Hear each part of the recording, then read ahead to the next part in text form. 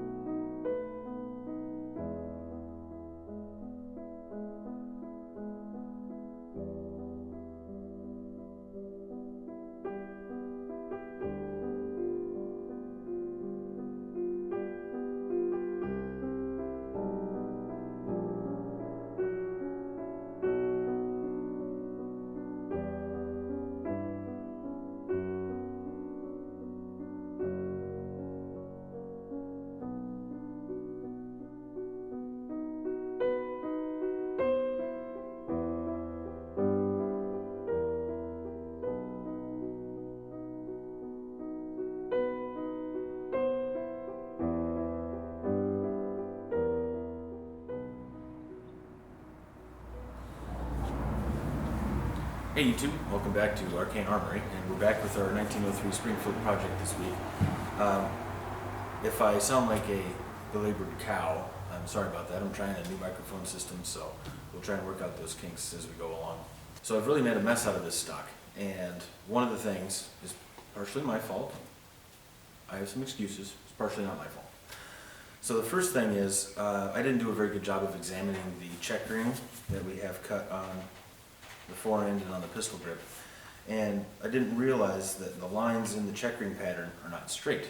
Well, that results in asymmetrical diamonds in our checkering pattern, and so when I retraced the lines on this side, we got some really ugly results.